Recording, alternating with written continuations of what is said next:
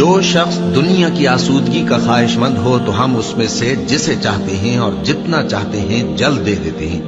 پھر اس کے لیے جہنم کو ٹھکانہ مقرر کر رکھا ہے جس میں وہ نفرین سن کر اور درگاہ الہی سے راندہ ہو کر داخل ہوگا.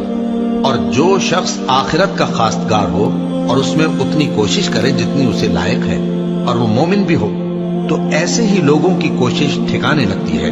ہم ان کو اور ان کو سب کو تمہارے پروردگار کی بخشش سے مدد دیتی ہیں اور تمہارے پروردگار کی بخشش کسی سے رکی ہوئی نہیں. دیکھو ہم نے کس طرح بعض کو بعض پر فضیلت بخشی ہے اور آخرت درجوں میں دنیا سے بہت برتر اور برتری میں کہیں بڑھ کر ہے. اور اللہ کے ساتھ کوئی اور معبود نہ بنانا کہ ملامتیں سن کر اور بے کس ہو کر بیٹھے رہ جاؤ گے. اور تمہارے پروردگار نے ارشاد فرمایا ہے کہ اس کے سوا کسی کی عبادت نہ کرو اور ماں باپ کے ساتھ بھلائی کرتے رہو. اگر ان میں سے ایک یا دونوں تمہارے سامنے بڑھاپے کو پہنچ جائیں تو ان کو اف تک نہ کہنا اور نہ انہیں جھڑکنا اور ان سے بات ادب کے ساتھ کرنا اور عجز و نیاز سے ان کے آگے جھکے رہو اور ان کے حق میں دعا کرو کہ اے پروردگار جیسا انہوں نے مجھے بچپن میں شفقت سے پرورش کیا ہے تو بھی ان کے حال پر رحمت فرما. جو کچھ تمہارے دلوں میں ہے تمہارا پروردگار اس سے بخوبی واقف ہے. اگر تم نیک ہوگے تو وہ رجوع لانے والوں کو بخش دینے والا ہے.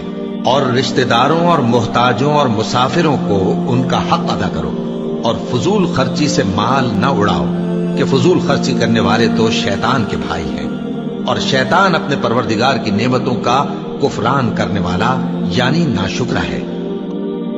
زمین پر ہے سب کو فنا ہونا ہے اور تمہارے پروردگار ہی کی ذات جو صاحب جلال و کرم ہے باقی رہے گی. تو تم اپنے پروردگار کی کون کون سی نعمت کو جھٹلاؤ گے؟